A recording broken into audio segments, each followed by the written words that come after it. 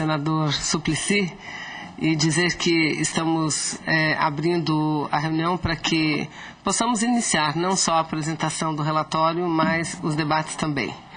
E deixaremos, portanto, a verificação, a leitura da ata para posterior aprovação, para posteriori, né? Então, imediatamente eu quero passar a palavra ao nosso relator, a quem cumprimento. Cheguei aqui hoje na casa perguntando onde estava o presidente. Aí me responderam que a presidente já tinha acabado de chegar e que o relator estava na sala. É porque estou acostumada com o presidente da Comissão de Relações Exteriores, né, não, senador Suplicy? Que, aliás, tem também, nesse tema e nessa matéria, deu, sem dúvida nenhuma, uma grande contribuição para a comissão, porque uma parte importante daquilo que está no relatório apresentado pelo senador Ricardo, daquilo que foi dito, falado, veio de lá, veio a partir da Comissão de Relações Exteriores. Então, eu quero passar a palavra imediatamente ao senador Ricardo Ferraz para que faça a apresentação do seu relatório.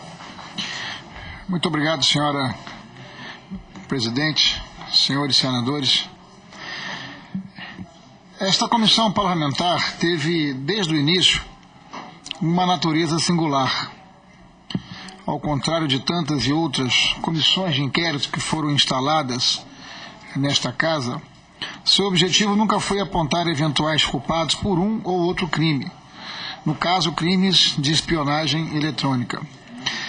Até porque seria absolutamente improvável a comprovação da materialidade do delito e, consequentemente, da indicação de sua autoria. O alvo principal desta comissão parlamentar, ao longo dos últimos 6 meses de trabalho, foi identificar falhas nos sistemas brasileiros de inteligência, contra-inteligência e segurança, nas comunicações eletrônicas, apresentando proposições que pudessem conceber o seu aperfeiçoamento. Nunca foi segredo para ninguém a realização de atividades de inteligência e vigilância cibernética, não apenas pela Agência de Inteligência norte-americana, como por serviços de inteligência do mundo inteiro. Com o desenvolvimento tecnológico das últimas décadas, o recurso a essas práticas por governos, organizações, e não apenas governos e organizações, também empresas, passou a ser cada vez mais comum. O que os documentos secretos vazados pelo ex-técnico da Agência Nacional Norte-Americana, Edward Snowden, revelaram foi o alcance global da espionagem eletrônica efetuada pelos Estados Unidos. Espionagem que ignorou o direito básico à privacidade dos próprios cidadãos norte-americanos, que não foram poupados, tampouco organismos internacionais, chefes de Estado, grandes companhias e empresas, nem mesmo o Vaticano. Pior, espionagem que ultrapassou em muito a fronteira da segurança nacional e da luta contra o terrorismo, estendendo-se para o território criminoso da espionagem política, econômica e industrial. Ficou claro que a Agência Nacional Norte-Americana tinha amplo acesso não apenas aos metadados, mas aos conteúdos de comunicações telefônicas e digitais de milhões e milhões de pessoas físicas e pessoas jurídicas dentro e fora do território norte-americano. Como todos sabem, as denúncias que deram início a esta comissão parlamentar e que começaram a ser reveladas em maio do ano passado pelo advogado e colunista Glenn Greenwald apontaram o Brasil como um dos alvos preferenciais do Serviço de Inteligência dos Estados Unidos. Não vamos aqui detalhar o que foi revelado desde então, até por uma questão de tempo e por ser do absoluto domínio público de todas as denúncias que foram feitas não apenas aqui na comissão, mas também a grande mídia deu ampla divulgação às denúncias tanto do Edward Snowden como do seu interlocutor, o advogado e colunista Glenn Greenwald. Mas basta lembrar que o esquema de espionagem norte-americano não teria sequer poupado até mesmo a presidente da República, Dilma Rousseff, e chegou a invadir o sigilo maior de empresas nacionais, como é o caso da Petrobras. A fragilidade do sistema de telecomunicações brasileiro e de nosso sistema de inteligência e defesa cibernética ficou evidente. Mais evidente ainda ao longo desses 6 meses de trabalho na comissão parlamentar, onde ouvimos não só o depoimento do jornalista Glynn, como de várias autoridades especialistas nas áreas de inteligência e segurança eletrônica.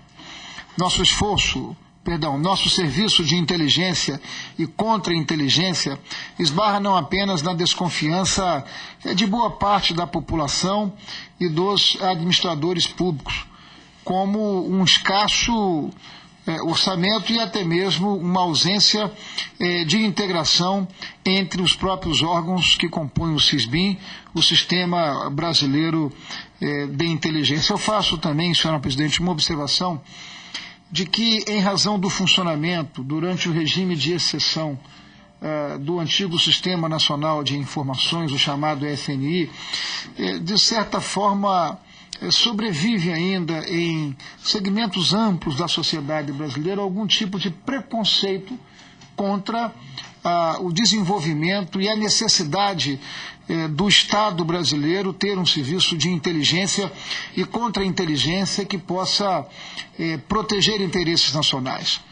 Eu dou como exemplo, assim, que me parece muito claro e objetivo, não pode um Estado ser surpreendido como nós brasileiros fomos quando uma refinaria brasileira foi ocupada na fronteira pela Bolívia. Ou seja, o serviço de inteligência ele tem que ter esse sentido de eficiência e resultado, para que antecipadamente o Estado brasileiro possa se proteger e possa atuar, para que o Estado Nacional não seja surpreendido, por exemplo, com esse tipo de iniciativa. Também falta uma legislação que estabeleça mecanismos e protocolos de cooperação, além da apropriada distribuição de competências entre os distintos órgãos que compõem o Sistema Brasileiro de Inteligência. É injustificável a falta de clareza na legislação sobre o mandato, seus direitos, deveres e limitações à atividade da inteligência em nosso país. Não existe legislação específica que dê respaldo à atividade e ao pessoal de inteligência e que proteja o conhecimento sigiloso sob a guarda dos serviços de inteligência. Muito menos uma legislação que regulamente a atividade de inteligência privada no Brasil ou os seus mecanismos de controle. E temos aqui de abrir um parêntese para louvar a consolidação da Comissão Mista de Controle de Atividade de Inteligência do Congresso Nacional, como mecanismo efetivo de controle externo da atividade da inteligência no Brasil. Desafio fundamental para essa comissão será promover, quero crer, reformas da legislação de inteligência e fomentar a atividade dentro dos preceitos democráticos sobre controle constante e permanente. Falta, no entanto, garantir a esse órgão de controle e à própria atividade de inteligência status constitucional. E é nesse sentido que estamos recomendando em nosso relatório a aprovação da proposta de emenda constitucional número 67 de 2012. A proposta também cria o Conselho de Controle da Atividade de Inteligência, um órgão auxiliar do Congresso composto por não parlamentares.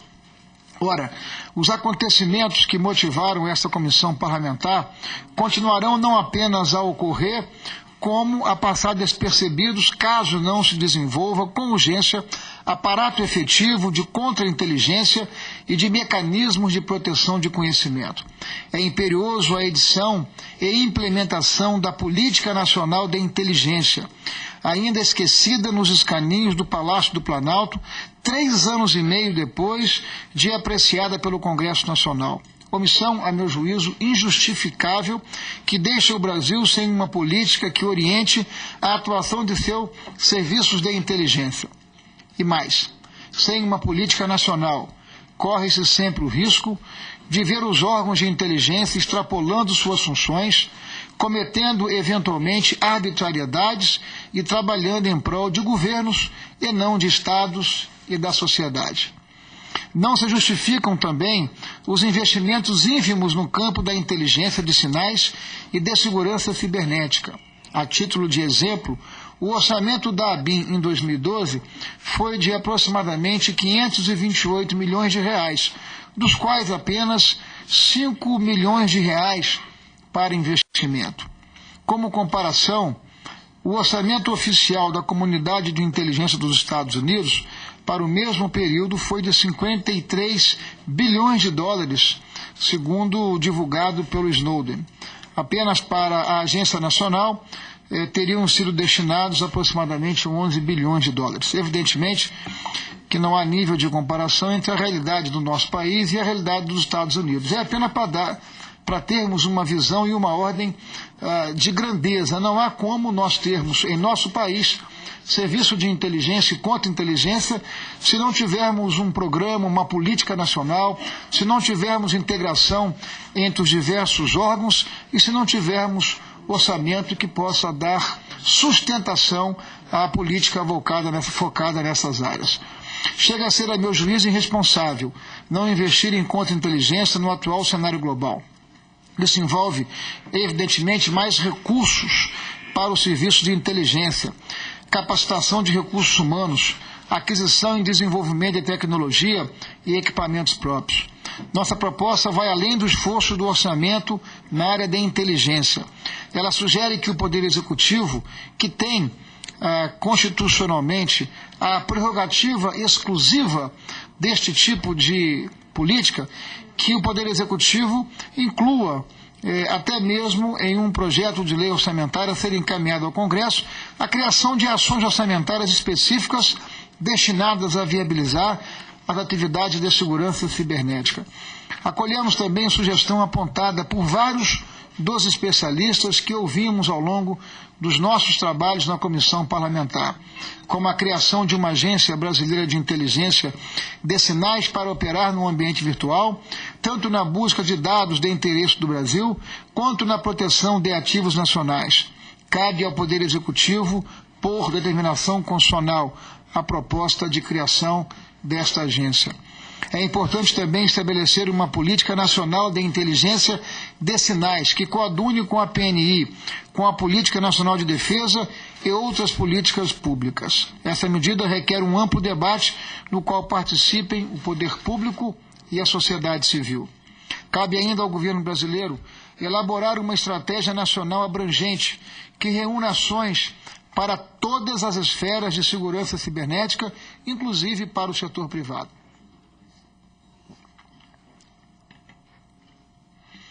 Ponto importante dessa estratégia nacional seria a colaboração com outros estados, em especial com os do Mercosul e da Unasul, para garantirmos uma cooperação transfronteiriça. Vale observar a premissa de que a evolução tecnológica não representa apenas ameaças emergentes e novos riscos, mas também oportunidades para melhorar e aumentar o uso das tecnologias de informação e comunicação para o governo, a indústria e os cidadãos. Outra sugestão é o desenvolvimento de ações de fomento à pesquisa e inovação junto a empresas, universidades e instituições de ciência e tecnologia para o desenvolvimento de tecnologias críticas para a segurança cibernética e o fortalecimento de grupos de pesquisa e desenvolvimento na área. É importante ainda criar programas de incentivo a empresas internacionais detentoras de tecnologias de interesse no Estado brasileiro, dispostas a se estabelecer em território nacional com transferência de tecnologia para produtos e sistemas nesta área. Senhoras e senhores senadores, as vulnerabilidades nas redes identificadas e aproveitadas pela NSA e por suas aliadas podem ser exploradas por criminosos de todos os tipos, de terroristas a pedófilos, de traficantes a criminosos de colarinho branco. No caso da espionagem norte-americana, os documentos vazados por Snowden deixaram clara a extensão da capacidade tecnológica da NSA, que, em parceria com agências de outros países, vale-se de acordos secretos em companhias de telecomunicações, grampeia cabos submarinos, intercepta comunicações via satélite e ataca dispositivos de rede, muitos deles com capacidade de vigilância já embutidas de fábrica.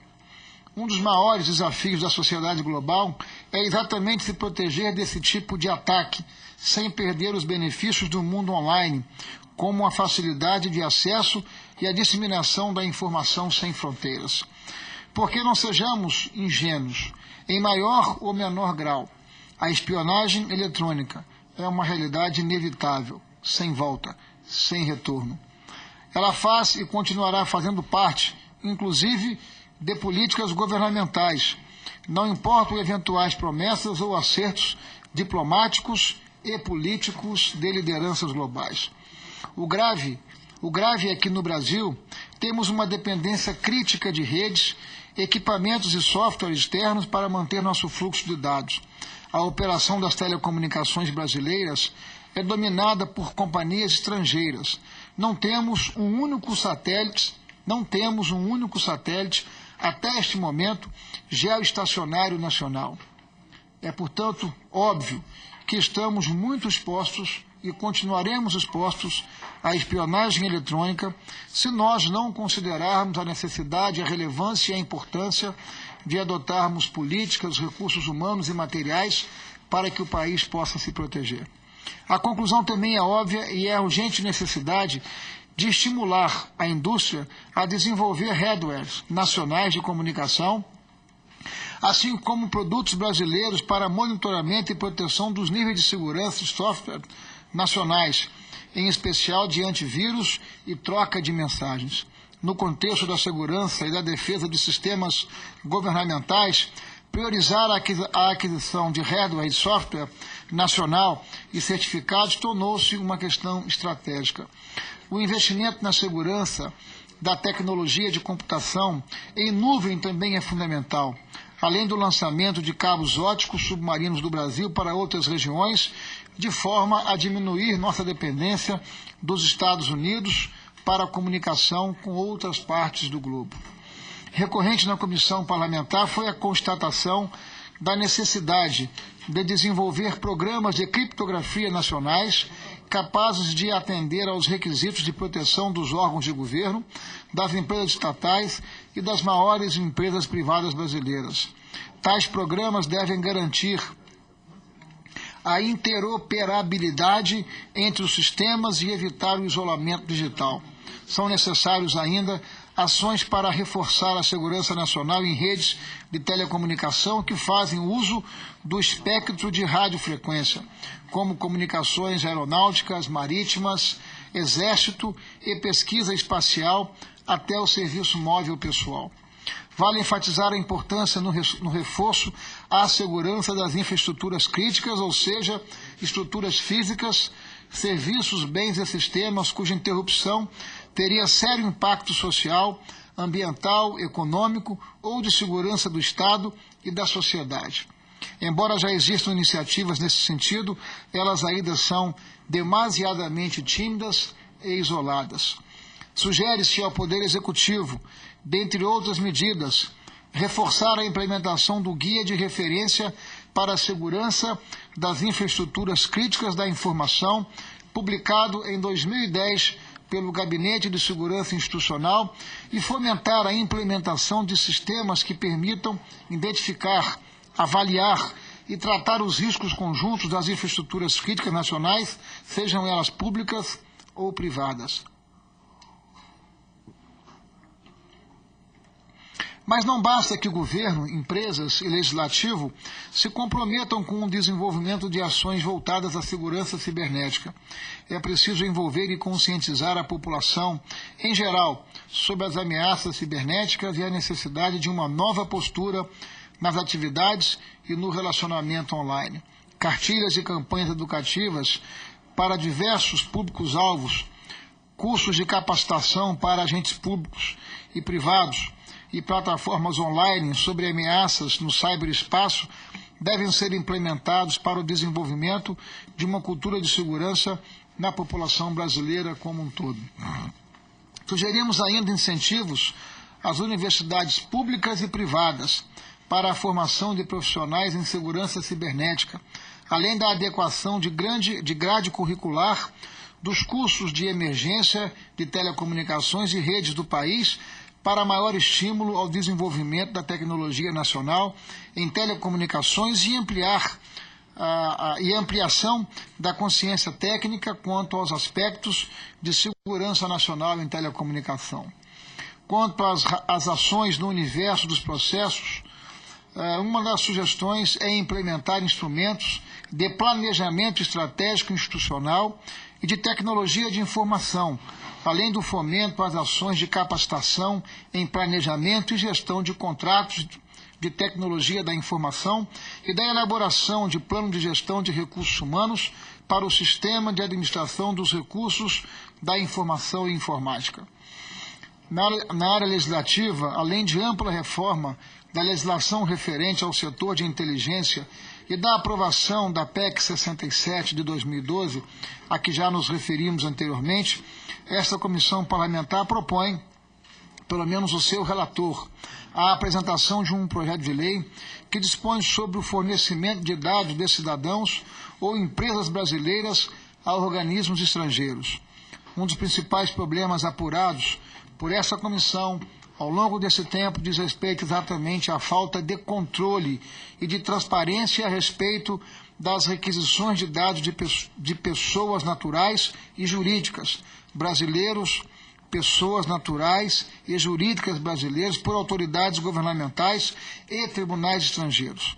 O objetivo deste PLS, por nós sugerido, é suprir essa lacuna e permitir que o Poder Judiciário brasileiro exerça o controle necessário sobre esses procedimentos, divulgando de forma transparente essas requisições. É mister afirmar que a atividade de inteligência e democracia são plenamente compatíveis. De fato, a inteligência mostra-se de grande importância para o assessoramento do processo decisório, particularmente nas esferas mais estratégicas do Estado e de governo. O que não podemos tolerar num regime democrático é o excesso, é a falta de controle dos serviços de inteligência. Controle que faz parte também da função do parlamento, que não pode fugir e tampouco se omitir dessa importante tarefa. Mas é preciso considerar que, no mundo globalizado e interconectado, os membros da comunidade internacional precisam trabalhar em conjunto para rastrear e tratar as ameaças cibernéticas que ultrapassam as fronteiras. Os países também terão que trabalhar em conjunto para compartilhar dados técnicos no sentido de manter atualizadas suas defesas cibernéticas. Muitos analistas acreditam que tratados globais são um fator essencial para o desenvolvimento de uma política sólida de segurança cibernética global. Outros sugerem a criação de medidas de fortalecimento da confiança no ambiente cibernético como alternativas aos tratados globais, vistos por vezes como inaplicáveis e impraticáveis. Qualquer que seja o arranjo ou o caminho, é unânime o entendimento de que as ameaças cibernéticas devem ser tratadas no plano multilateral, sob o risco de tornarem medidas exclusivamente internas e ineficazes. Isto posto, cabe ao governo brasileiro estabelecer prioridade de atuação em política externa que busque formas de organizar o ambiente internacional que preze pela segurança cibernética e pela soberania das nações.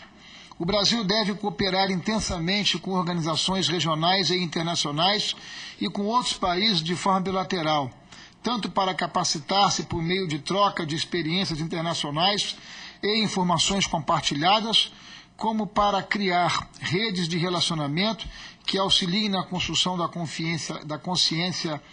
confiança mútua no cenário internacional. O país também precisa oferecer equipes de respostas a incidentes, capazes de cooperar e atuar internacionalmente a qualquer momento, dando volume e concretude técnica aos mecanismos políticos e diplomáticos de atuação.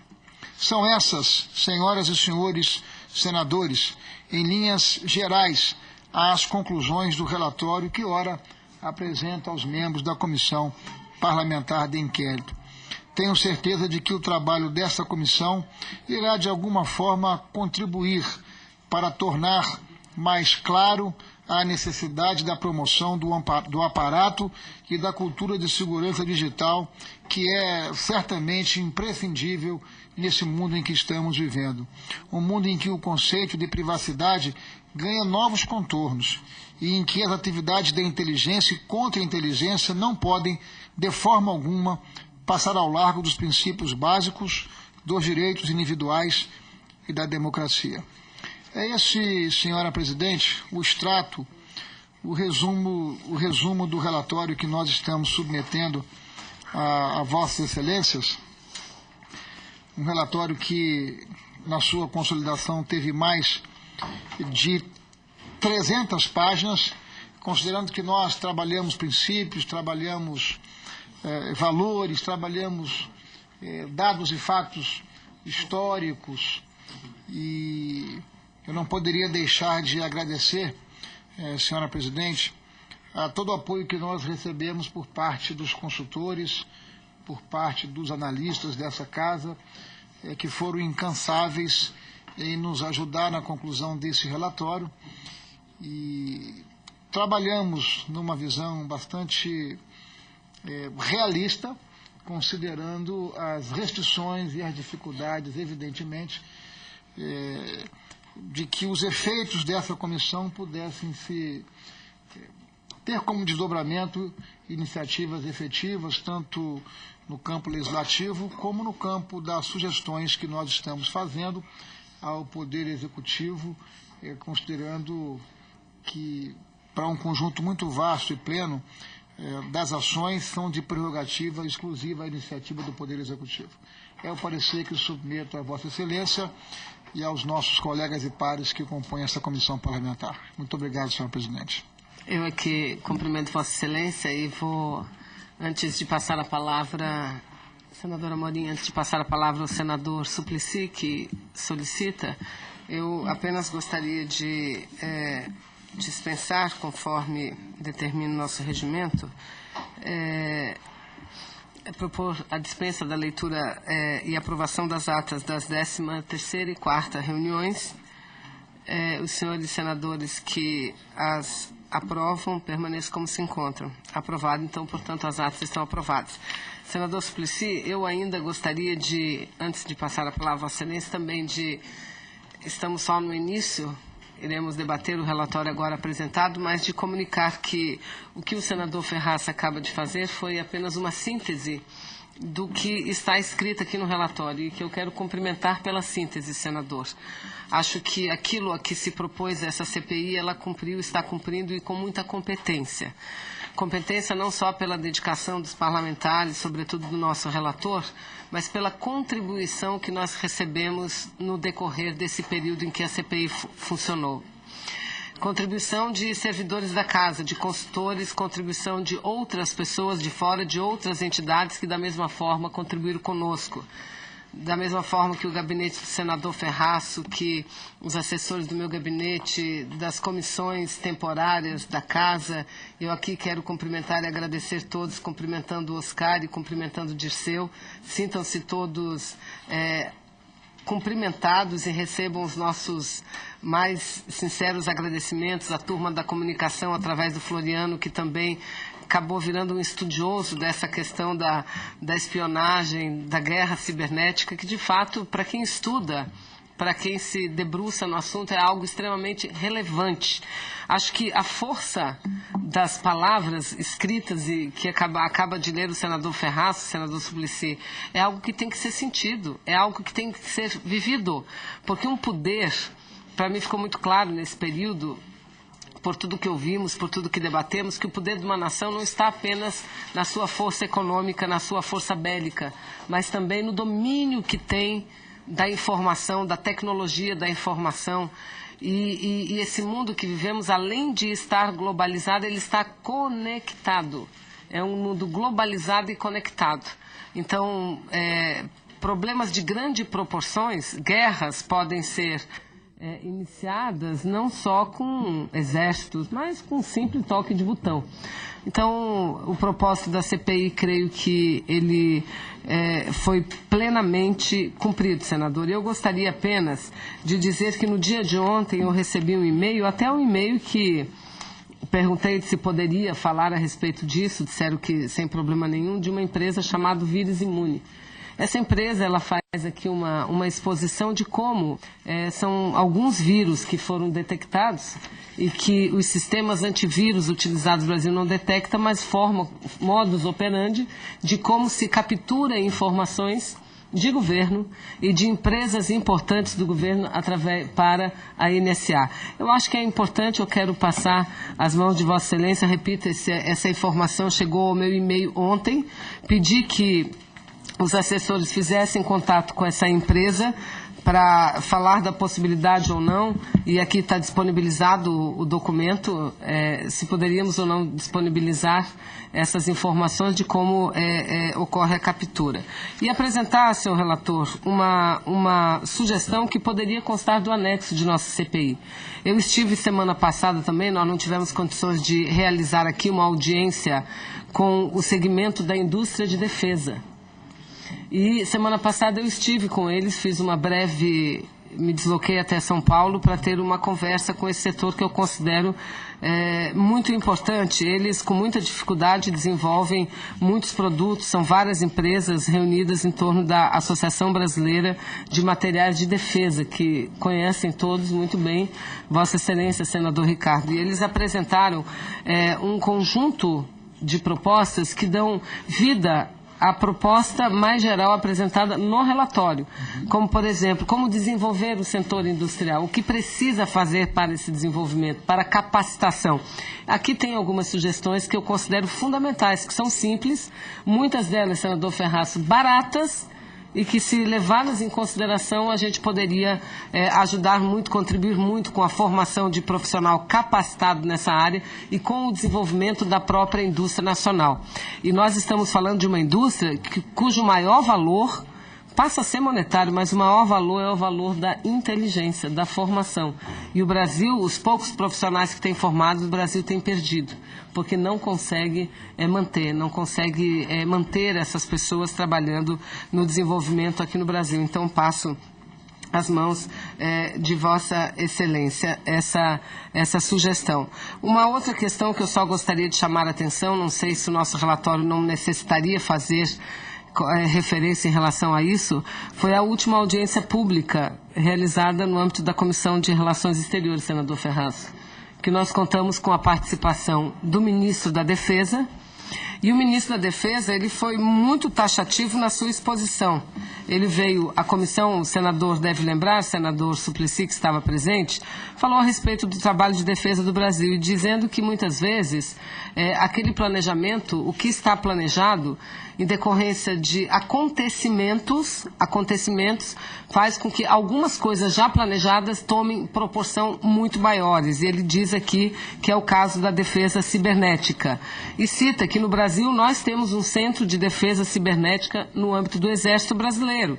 E que, após todas essas denúncias, uma das medidas adotadas, e são várias as medidas, todas elas incluídas aqui no relatório, mas o próprio Ministério da Defesa do Brasil criou um grupo para sugerir medidas a curto, a médio e a longo prazo. E ele fez questão, senador Ferraz, de destacar duas medidas. Uma delas é a criação de uma escola de defesa cibernética no âmbito do Ministério da Defesa. E a outra, ao invés de ter um centro de defesa cibernética, que é o que nós temos hoje no âmbito do Exército Brasileiro, é de se criar um comando de defesa. Eu acho que seria importante destacar esse posicionamento do ministro da Defesa do Brasil, que não é do ministro, é uma evolução que está tendo o Ministério da Defesa diante da gravidade desse problema. Eu acho que pela força que terá o nosso relatório, poderíamos abraçar desde já as propostas apresentadas pelo ministro Celso Amorim. Passa a palavra ao senador Suplicy para a discussão do nosso relatório. Presidenta, senadora Vanessa Graziotin, desta Comissão Parlamentar de Inquérito, prezado senador relator Ricardo Ferraz, quero cumprimentar a ambos pela dedicação com que desenvolveram os nossos trabalhos. A senadora Vanessa Graziotin, como a proponente desta CPI, foi muito feliz em, diante dos fatos que haviam se surpreendido a opinião pública brasileira, com a notícia de que a agência NSA dos Estados Unidos havia tido acesso a comunicações pela internet e comunicações telefônicas da nossa própria presidenta Dilma, de alguns de seus principais colaboradores, ministros e auxiliares, e bem como quando se soube que a NSA também havia realizado gravações e tido acesso às comunicações da Petrobras com vistas a interesses comerciais, e isso obviamente chamou a atenção do povo brasileiro, e Vossa Excelência, e com o apoio do senador Ricardo Ferraz, muito se empenharam para desvendar isto aqui, inclusive chamando o jornalista Glenn, que muito interagiu com o senhor Edward Snowden, que trouxe revelações de enorme significado, tanto para o Brasil como outros países do mundo, como a própria República Federal da Alemanha, onde a senhora Angela Merkel, a chanceler, também foi objeto de averiguações por parte da NSA. Acredito que a contribuição de Vossa Excelência, senador Ricardo Ferraz, constitui uma contribuição muito relevante e que leva em conta os depoimentos de todos que pudemos aqui ouvir, inclusive as autoridades de nosso governo nesta área. Noto que no seu relatório há também o registro do novo marco civil da cibernética, da internet, o marco civil da internet, que recém foi aprovado na Câmara dos Deputados, e eu gostaria até de lhe perguntar se aqui no seu relatório, acho que Vossa Excelência não pôde se estender tanto, mas em que medida as proposições de Vossa Excelência no que diz respeito ao marco civil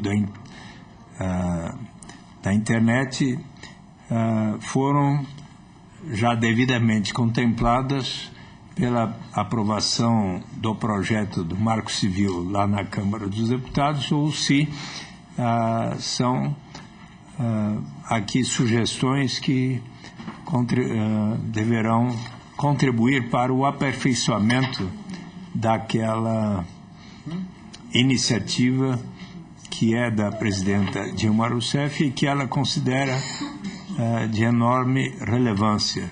Sabemos todos que a presidenta Dilma Rousseff gostaria até que o Senado Federal viesse a concluir a votação dessa matéria a tempo de importante encontro internacional que se realizará no Brasil sobre o tema. Mas eu até perguntaria a Vossa Excelência se avalia que é possível nós realizarmos este esforço e se aqui estão contidas também sugestões para o aperfeiçoamento do Marco Civil da Internet. Meus cumprimentos a todos os componentes, em especial à presidenta Vanessa Graziotin e ao senador Ricardo Ferraz. Muito obrigado.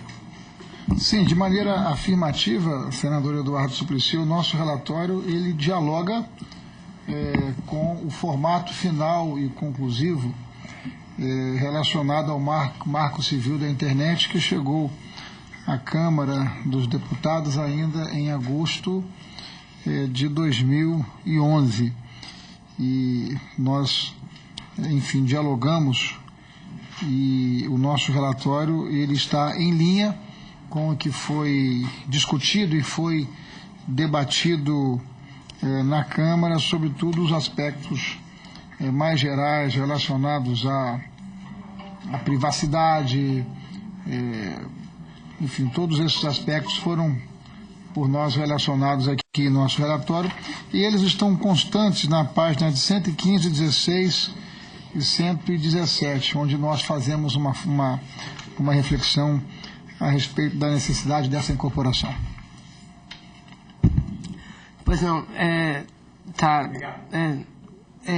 passa a palavra ao senador Pedro Táxi, nosso vice-presidente. Senhora presidente, senhor relator, senhores senadores, eu gostaria de aproveitar o ensejo e cumprimentar ao relator pelo belíssimo trabalho que foi feito, que este trabalho mostra que uma comissão parlamentar de inquérito não tem apenas a finalidade policialesca, como alguns pensavam no início dos trabalhos desta comissão, de ouvir pessoas, alguns ficavam, inclusive com piadas em relação a esta comissão, que nós ouviríamos, inclusive o presidente dos Estados Unidos, Barack Obama, para saber se realmente ele ouviu a conversa da presidente da República, Dilma. Este trabalho aqui demonstra que é possível, através de uma comissão parlamentar de inquérito, fazer recomendações. Aliás, esta é uma das atribuições de uma comissão parlamentar de inquérito. O trabalho que foi feito aqui, levantando a estratégia de inteligência de outros países, se valendo aí da comparação entre vários países, é muito rico para que nós possamos nos dedicar a definir a nossa estratégia nacional ou melhorar esta que já existe. Assim, eu quero reconhecer a excelência deste trabalho e pedir escusas que eu não tive condições de colaborar como gostaria nesta investigação, nesta comissão parlamentar de inquérito, porque aqui nós todos temos que revogar aquela lei que não nos permite estar em 2 lugares ao mesmo tempo. Aqui nós estamos em 3, 4 lugares ao mesmo tempo. E eu, como relator do Código Penal, tive que me dedicar mais àquela tarefa, mas sem prejuízo de reconhecer a excelência do trabalho que foi desenvolvido por Vossa Excelência, senador Ferraço, pela senadora Vanessa e aqueles senadores que mais de perto contribuíram. CPI não tem a finalidade apenas de afastar sigilo bancário, afastar sigilo fiscal, mas fazer recomendações, inclusive de proposições legislativas, como é o exemplo deste trabalho elaborado. Parabéns, senador Ferraço e senadora Vanessa. Senadora Amorim, muito obrigada, senador.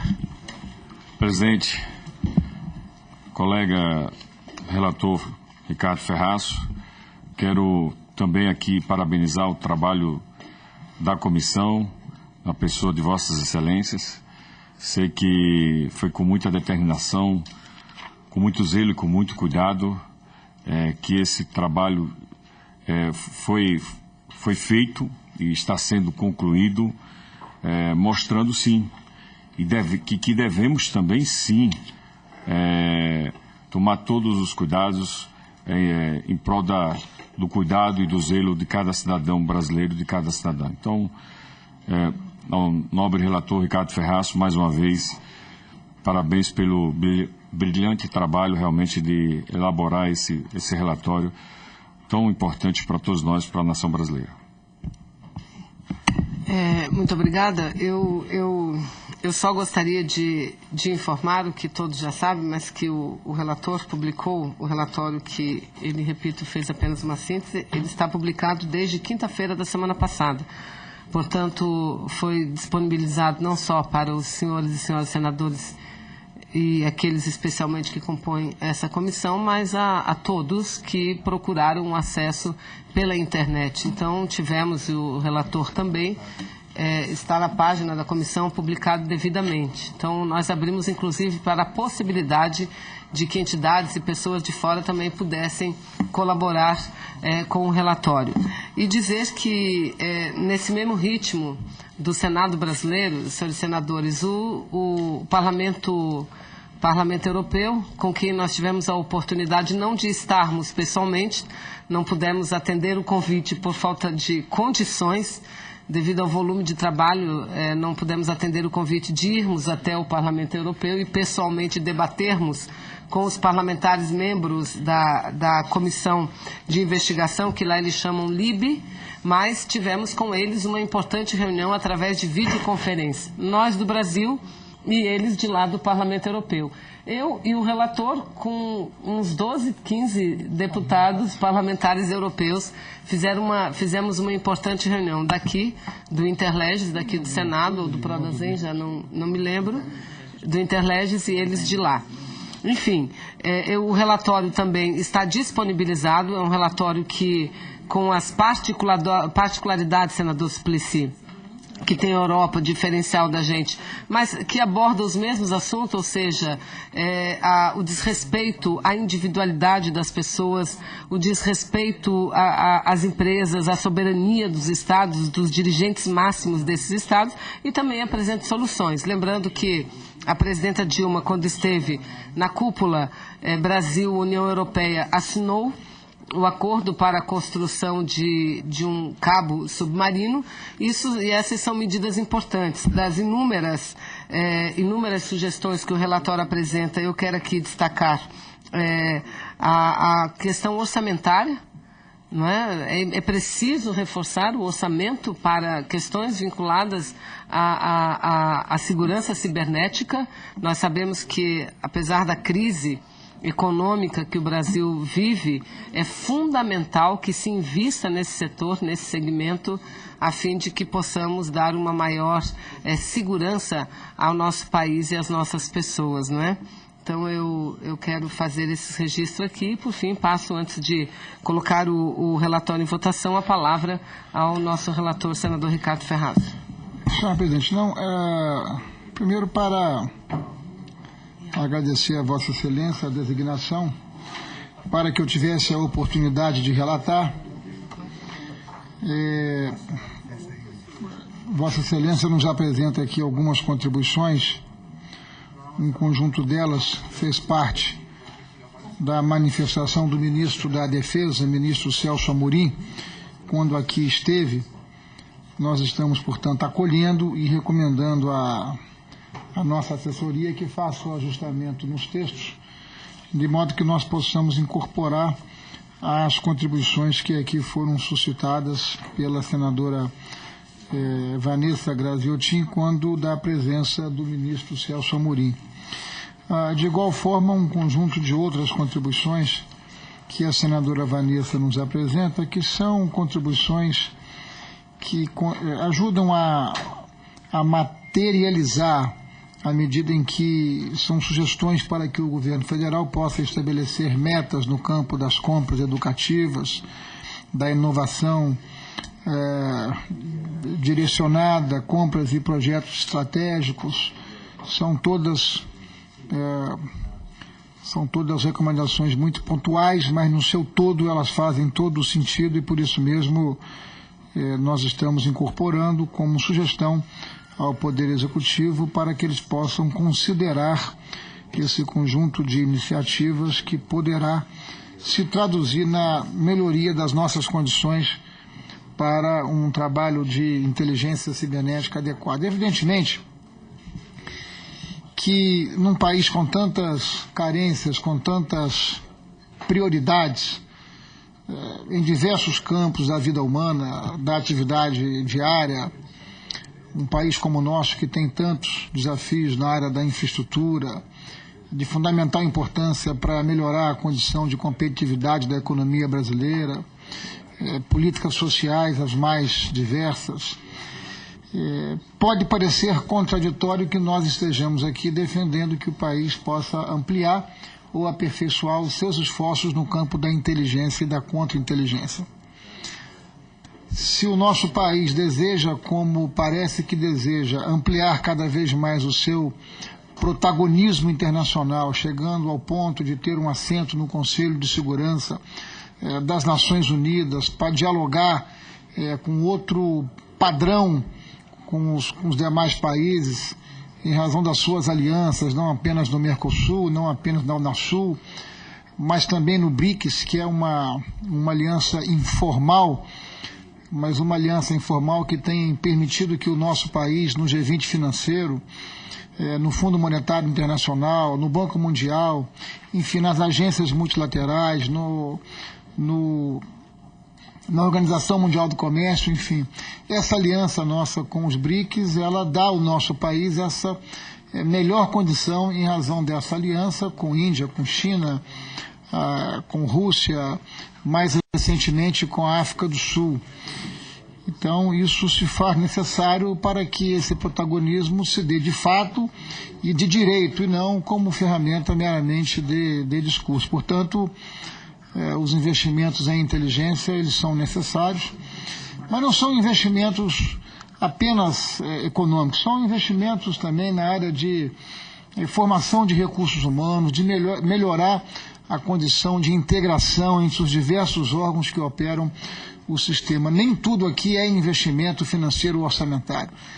É necessário, portanto, que haja atenção por parte do governo para que os brasileiros não possam continuar sendo surpreendidos como nós todos fomos surpreendidos em função das denúncias do Eduardo Snowden. É isso, senhora presidente. Muito bem, senador. Mais uma vez cumprimentando pelo trabalho que certamente terá continuidade. Em discussão ainda, então, não havendo mais quem queira discutir, em votação. Os senhores parlamentares e a senhora parlamentar que concordam com o relatório ora apresentado pelo senador Ferraço, permaneçam como se encontram. O relatório está, portanto, aprovado. Aprovado o relatório, a matéria será encaminhada à mesa para conhecimento do plenário. Antes de encerrarmos o nosso trabalho, eu proponho a dispensa da leitura e aprovação da ata da 15ª reunião. Senhores parlamentares que concordam, permaneçam como se encontram. A ata aprovada e declaro, portanto, encerrado o trabalho da presente comissão. Parabéns, senador Ferraz. Muito obrigado a todos.